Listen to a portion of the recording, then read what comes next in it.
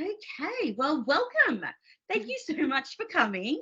My name's Ella. It's so lovely to have you here with us. We're talking about supporting autism and anxiety, and I was really getting into the weeds when it comes to the research and um, the experiences that autistic people are sharing now about anxiety and those sorts of things. And I came across this statistic which really surprised me, which was that it's estimated that around 50% of autistic people will develop clinical levels of anxiety, either through childhood or through adulthood. And I guess what I wanted to talk about today is what's going on there. What is underlying it in terms of neurobiological mechanisms, but also what's going on in terms of the assessments? Are we assessing people appropriately? And then what are we going to do about it? You know, if you or somebody you care for is struggling with anxiety, what are your options and what are the best practices to support that person? So, before I start, I'd like to acknowledge the Gadigal people of the Eora Nation, on whose land I live and work, and from where this webinar is being broadcast today, and also pay my respects to any Aboriginal or First Nations people present today. Now, you might be wondering, who is this person? Why is she talking to me about anxiety and autism? My name is Ella. I am the Chief Clinical Officer here at Transform Life. I've been working alongside autistic folks and their families for about 10 years now. And I'm really an explorer of all things neurodivergence and anxiety support. I am not myself disability identified. I don't pretend to speak for autistic people, but this is based on my own research, my own kind of qualifications, and those sorts of things, and also the shared lived experience that autistic people and families with autistic children have generously shared with me. So let's get started on what is anxiety. Now, that sounds like a dumb question. I'm sure in our post-COVID world, everybody's pretty familiar with what anxiety is. I'm talking from a diagnostic perspective and from a clinical versus subclinical perspective. What does anxiety look like? What are the things that we need to be worried about? And what does our bell curve look like in terms of typical versus atypical experiences of anxiety? So the American Psychological Society describes the experience of anxiety in this way. Anxiety is an emotion that's characterized by feelings of tension, worried thoughts, and physical changes like increased blood pressure, decreased pupil size, and increased muscle tension. Now, I think that anxiety is something that most people living in the modern world are pretty familiar with to a greater or lesser extent. But people with anxiety disorders usually have really recurring intrusive thoughts or concerns. And they may do things like avoid situations out of concern, and they may have persistent physical symptoms like excessive sweating, trembling, dizziness, or a rapid heartbeat that has nothing to do with physiological expenditure, if you will. So there's a few different types of anxiety disorder, but I think it's important to sort of tease apart when we're talking about a person's experience of anxiety, especially when that person may have atypical neurotype presentation. So there's your generalized anxiety disorder, which is your excessive worrying and apprehensive feelings occurring more days than not. It's not connected to any one particular thing. It's not directed towards any one particular type of experience. It's exactly what it says on the tin. It's generalized. It's just a nice smooth patina of anxiety across everything. But then you have your more specific anxiety disorders. So things like a panic disorder. That's when people are experiencing what's called panic attacks, which are a physiological manifestation of really acute anxiety. And then you have something like OCD. So OCD is a type of anxiety disorder that's characterized by obsessions, which are the thought patterns that a person can get themselves looped into, and then the compulsions, which are the behaviors that a person engages in to try and absolve the anxious loop that they're in their head. That's one form of anxiety. Another form of anxiety could be social anxiety, and that's something that might look particularly different for an autistic person. It may not, but social anxiety has to do with feeling a particular acute sense of anxiety when it comes to social engagement, social communication, and interacting with other people. So there is a generalized kind of set of criteria for anxiety that have historically been used to diagnose people. But there's been a lot of feedback from the adult autistic community and also in the research, just talking about, okay, well, does this fit us? Does this reflect our experience? Is this something that's even relevant or applicable to us? So that's what we're going to talk about next. So, Sorry, can I just interrupt? yes, please. So one of the things I think that would be useful too is to say people with autism and their families. 'Cause I do feel as a carer that I believe that I know that the families often also have, may have autistic family Mm, members as well. But even absolutely. if their parents aren't autistic, I feel that from what I've seen, that family members also have an increased level of anxiety Oh, due to the, I guess, disconnect with the rest of the, you know, peers that they might have been associating with before yeah. having children with a disability. Then you add that disability, and it just increases the anxiety levels of family members as well, without sometimes, I guess, even without them even realizing. Yeah, absolutely. I mean, is that something that you see a lot in peers, as in peers being other parents or carers of autistic people? Yeah. Yeah, yeah, I can imagine that. And I think, yeah, sometimes they're just so focused that that becomes too overly super focused on their child that they actually forget to consider themselves. Yeah, I see that a lot. I see that a lot with mums and dads, but a lot of the time mums who lose themselves in the process of trying to support their child. Yeah, absolutely.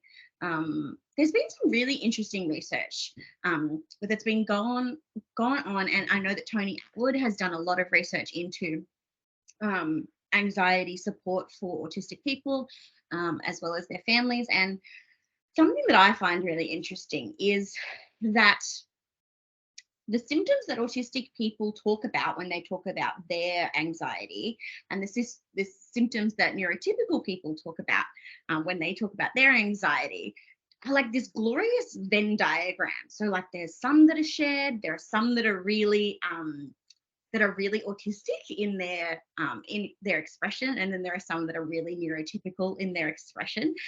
And to me, what's amazing is that we see the same in the brain morphology and in the brain function in the research. So the amygdala, which is like this little, kind of looks like an almond in the middle of your brain, um, it's responsible for processing fear and also associated with anxiety and that sort of thing. And the structure kind of assesses your threats, but then also processes the fear. And there was a really cool um, kind of bit of not fMRI, just MRI scan done, which is that one that looks like you're going into a sausage roll. And they were talking about, so they had 53 autistic kiddos, half of whom experienced anxiety and half of whom didn't. And the autistic kiddos who also experienced anxiety had some sort of had a really different looking and functioning amygdala.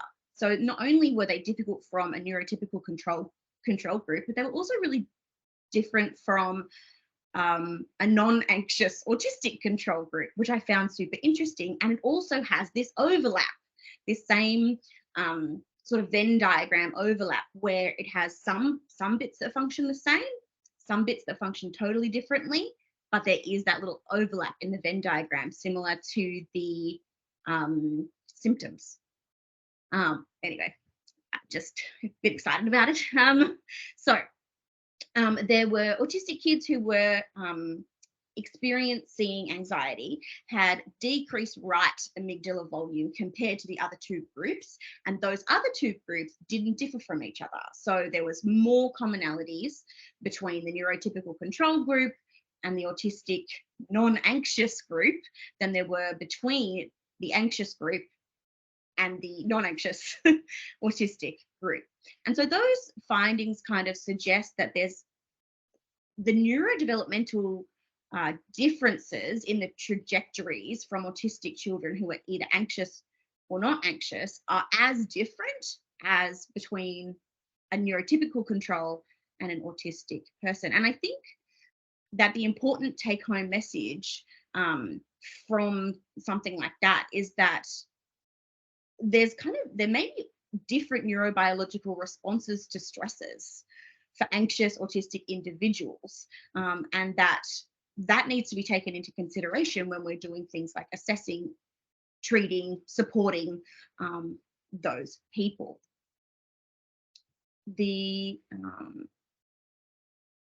I think one of the main questions that people have when they have a child who may or may not have anxiety co-occurring with their autism is, how do we tell? How do we tell, especially they may be non-verbal or non-speaking, how do we tell if they are struggling with this? And you can see on the screen here, we've just got our like generalized anxiety disorder checklist. This is typically something that you'll get handed, and I know parents and carers of kids with autism will assign, I want to say like approximately 5,000 of these over the course of their child's childhood. These self-report questionnaires, checklists, those sorts of things. So this is something that you would typically get given when you go into a doctor's office. You might be seeing your pediatrician or your GP, and you say, I think my kid might have anxiety. They'll give you this checklist. Okay, so it's got these things. Do you feel nervous or anxious or on edge most of the time? What does that mean to an autistic person? What is their experience internally of that? Do you have trouble controlling your worry? Okay, well, what's an autistic person's experience of worry? So I think it's important to think about the fact that one of the techniques that we being neurotypical people use to monitor our affective state is to sort of listen to our body. And what that means is you're monitoring your interoceptive cues. So noticing when we're feeling agitated, when our muscles are twitchy, if our heart rate is elevated. But autistic individuals may not be experiencing interoceptive cues as readily or in the same way or at the same level. So how can a person who has autism and anxiety respond to a checklist like this and have it mean the same thing if they maybe they don't experience the same physiological anxiety symptoms that somebody who's neurotypical and can relate to something like this anxiety disorder checklist can relate to? So something that that the research has done a really nice job of pulling apart is getting an insight into, just like this Venn diagram here has, where the anxiety symptoms are shared, where they're disparate, and where they're overlapping. And I think it's really helpful to talk about the specific anxiety symptoms that are very much on the autistic anxiety end of the spectrum. So the ones that I'm going to read this from the research here. So something that's been really, really strongly linked to autistic anxiety is difficulty in recognizing and understanding one's own emotions, which is called alexithymia. And something it's been identified as affecting about 65% of autistic individuals, and has been reported as a key mechanism in the development of anxiety for autistic people, not being able to understand what's going on for themselves or having a way to understand their own emotions. So I think that that's an important statistic to remember, that when a person is coming into this kind of a checklist, but they may have the autistic experience of alexithymia, how can they relate to something like, do you have trouble controlling your worry? It's not meaningful to them. That's something that isn't going to serve them when it comes to understanding their support needs. So let's have a look at I'm just pulling up in the research. Here are the symptoms and difficulties. Okay. Some of the symptoms that autistic folks with anxiety struggled with that a neurotypical anxious control group didn't struggle with were primarily that alexithymia that I talked about, not understanding their own emotions, sensory sensitivities, we all know that's a big one, negative social interactions with others when it isn't a specific social anxiety disorder, rigidity and insistence on sameness as a coping mechanism. So I thought that was interesting that was such a specifically autistic way to experience anxiety that wasn't shared by their neurotypical control group. There is a really interesting new clinical tool that is similar to this. It's a checklist, but it's a little bit more in depth, being developed at the University of Newcastle that's specifically to help families of autistic children assess for anxiety. So it's not to do with this generalized anxiety disorder checklist. It's specific to the experience of anxiety in autistic children and in the families of autistic children. So if that's you, what can we do? Of course, the first thing is observe your child. Observe your child, see what patterns you notice, see what helps, see what doesn't help, see when things get worse, when things get better, and get them assessed. So not everybody has the same access to assessments, assessment tools, health anxiety, health clinicians, those sorts of things. But there are really strong tools that you can access either online or free. So there are really great programs out there that are based on what is kind of the gold standard clinical tool for managing anxiety in a neurotypical person, which is cognitive behavior therapy or CBT. But it has been reflected both in the research and in kind of adult autistic experience that there may be issues with CBT as a management or support strategy for an autistic person struggling with anxiety, specifically because it focuses a lot on like a kind of almost like an imagination element that some people might struggle with. But there's been really great work done on modifying CBT for autistic experience so that it's more relevant and more helpful.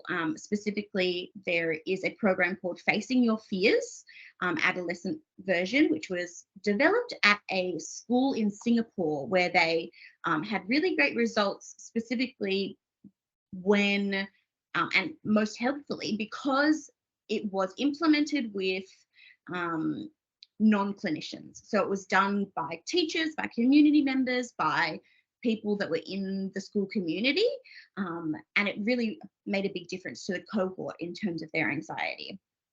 Dr. Tony Atwood's Exploring Feelings program is a CBT program for autistic kids with anxiety, and that can be done in school settings as well, which is really helpful. And something that I found in the research as well that was really helpful was that when it comes to OCD, the main treatment that people for the most part come up against is the exposure therapy, so graded exposure to the stimuli. Sorry, that's for phobias, not for OCD, for phobias. But there was a significant difficulty that autistic folk were having when it came to trying to get this help with phobias, which was that exposure therapy relies a lot on having an internal, like a mind's eye. I don't know how to explain it other than to say your mind's eye or your kind of imagination in your that you can hold in your brain, and autistic folks are really struggling with that element of the graded exposure therapy. But there's been some really cool work being done using visual reality goggles to help autistic folks to engage with